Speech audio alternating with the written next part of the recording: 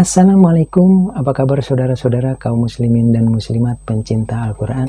Berjumpa lagi dengan saya di channel Endang Piat. Pada kesempatan kali ini, saya akan membahas bagian yang ke-13 dari Mad Far'i, yaitu Mad Tamkin. Tonton terus videonya sampai selesai, agar saudara-saudara lebih mudah lagi untuk memahami penjelasan-penjelasannya. Baiklah saudara-saudara, untuk lebih jelasnya lagi, mari kita langsung saja menuju kepada pembahasan berikutnya. Saudara-saudara kaum muslimin dan muslimat pencinta Al-Quran, mari kita lanjutkan kepada pembahasan berikut ini. Ialah masih pada pasal ke-10, hukum mad, bagian yang ke-13 dari Mad Far'i, yaitu tentang Mad Tamkin. Mad Tamkin, mad artinya panjang, tamkin artinya kokoh. Maksudnya dibaca panjang juga mengokohkan terhadap bacaannya. Mad tamkin ialah mad yang terdiri dari dua huruf ya yang bertemu dalam satu kalimat. Sedangkan huruf ya yang pertama berbaris kasroh dan bertasdid. Dan huruf ya yang kedua sukun atau mati. Tonton terus videonya sampai selesai agar supaya saudara-saudara mengerti pembahasan pada video ini. Dan ada kalanya hal-hal yang harus didapati oleh saudara-saudara ada di bagian akhir video. Dan jangan lupa sebelum diakhiri videonya di-subscribe dulu ya, agar supaya saudara-saudara tidak ketinggalan untuk mendapatkan pengetahuan ilmu tajwid berikutnya. Baiklah saudara-saudara kaum muslimin dan muslimat pencinta Al-Quran, untuk lebih jelasnya lagi, mari kita langsung saja menuju kepada pembahasan berikutnya.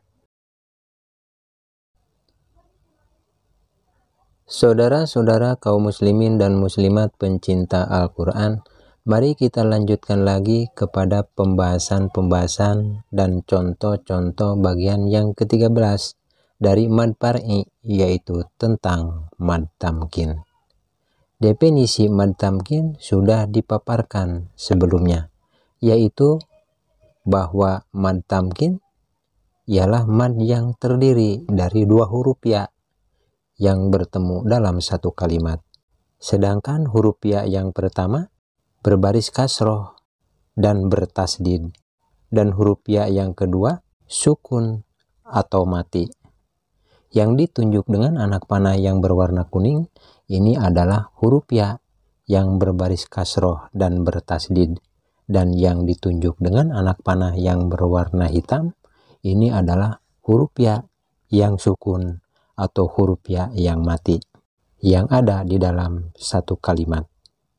Ini dinamakan mad tamkin yang harus dibaca panjang. Panjang bacanya 2 harkat. Untuk contoh cara membacanya seperti ini. A'udzu billahi minasyaitonir rajim. Bismillahirrahmanirrahim. Wa idza khuyitum bitahiyyah. Seperti itulah contoh cara membacanya. Saudara-saudara kaum muslimin dan muslimat pencinta Al-Quran, mari kita lanjutkan lagi kepada pembahasan dan contoh berikutnya, yaitu Mad Tamkin yang ada di dalam surat Al-Maidah ayat 111. Kalimat hawariyina yang ada di dalam kotak yang berwarna hitam sama seperti kalimat hawariyina yang ada di dalam kotak yang berwarna putih. Yang ditunjuk dengan anak panah yang berwarna hitam ini adalah huruf ya yang berbaris kasroh dan bertasdid. Dan yang ditunjuk dengan anak panah yang berwarna putih ini adalah huruf ya sukun atau ya mati. Dengan adanya demikian haruslah dibaca panjang, 2 harkat atau 2 ketukan. Panjang bacaan 2 harkat itu sama dengan 1 alif. Oleh karena itu, tukarkanlah baris kasroh yang ditunjuk dengan anak panah yang berwarna hitam dengan huruf ya yang ditunjuk dengan anak panah yang berwarna putih. Lalu tukarkan lagi kepada huruf alif sebagai tanda panjang bacaan. Maka berubah bentuk menjadi seperti baris berdiri yang ada pada kalimat hawariyina yang ditunjuk dengan anak panah yang berwarna biru yang ada di dalam kotak yang berwarna hitam. Ini dinamakan mad tamkin yang harus dibaca panjang 2 harkat.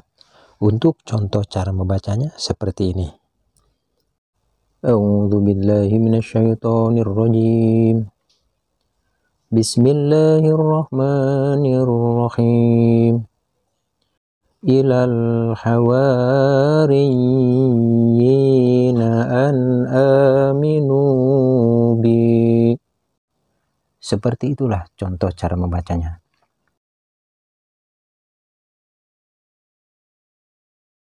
Saudara-saudara kaum muslimin dan muslimat pencinta Al-Quran, mari kita lanjutkan lagi kepada pembahasan dan contoh mad tamkin berikutnya yang ada di dalam surat Al-Mutaffifin ayat 18. Yang ditunjuk dengan anak panah yang berwarna kuning, ini adalah huruf ya yang berbaris kasroh dan bertasdid. Dan yang ditunjuk dengan anak panah yang berwarna biru, ini adalah huruf ya sukun atau huruf ya mati yang harus dibaca panjang. Panjang bacaannya sampai 6 harakat. Kenapa dengan pembahasan mad tamkin ini harus dibaca panjang sampai 6 harakat? Karena membacanya dihentikan dan berada di posisi akhir ayat. Maka membacanya harus dibaca panjang 2-6 harakat. Untuk contoh cara membacanya seperti ini. A'udzu billahi minasyaitonir rajim. Bismillahirrahmanirrahim. Inna kitabal abrari lafi illiyin. Seperti itulah contoh cara membacanya. Saudara-saudara kaum muslimin dan muslimat pencinta Al-Quran, mari kita lanjutkan lagi kepada pembahasan berikutnya. Pembahasan di sini ialah tentang ismam. Ismam menurut bahasa ialah menggabungkan atau mencampurkan. Ismam menurut ilmu tajwid ialah mencampurkan bunyi domah pada sukun dengan memonyongkan bibir, tapi tanpa harus mengeluarkan bunyi domah secara jelas. Menurut musonif atau pengarang kitab tajwid ini, ismam hanya ada di dalam surat Yusuf ayat 11 saja, tidak ada pada surat dan ayat manapun. Kalimat la ta'manna yang ada di dalam kotak yang berwarna putih itu asalnya la ta'manuna yang ada di dalam kotak yang berwarna hitam. Cara membacanya ialah harus mencampurkan bunyi domah pada sukun dengan memonyongkan bibir, tapi tanpa harus mengeluarkan bunyi domah secara jelas. Baiklah saudara-saudara kaum muslimin dan muslimat pencinta Al-Quran, untuk contoh cara membacanya seperti ini. A'udzu billahi minasyaitonir rajim. Bismillahirrahmanirrahim. La ta'mauna ala Yusuf. Seperti itulah contoh cara membacanya. Saudara-saudara kaum muslimin dan muslimat pencinta Al-Quran, mari kita lanjutkan lagi kepada pembahasan berikutnya. Pada pembahasan ini ialah tentang imalah. Imalah yaitu membaca huruf yang berharokat atau baris fathah yang dimiringkan kepada harkat atau baris kasroh. Musonib atau pengarang kitab tajwid ini imalah hanya di sini saja menurut qiraat Hafs. Akan tetapi menurut qiraat Kisai, Abu Amir, Hamzah, dan Warosi, imalah itu banyak. Baiklah saudara-saudara kaum muslimin dan muslimat pencinta Al-Quran, saya contohkan untuk cara membacanya. Ialah seperti ini. A'udzu billahi minasyaitonir rajim. Bismillahirrahmanirrahim. Bismillahi majreha wa mursaha. Seperti itulah contoh cara membacanya. Saudara-saudara kaum muslimin dan muslimat pencinta Al-Quran, demikianlah pembahasan-pembahasan dan contoh-contoh pasal ke-10 hukum mad dari 17 pasal pelajaran ilmu tajwid, yaitu tentang mad para'i sebanyak 13 macam. Selesai sampai di sini.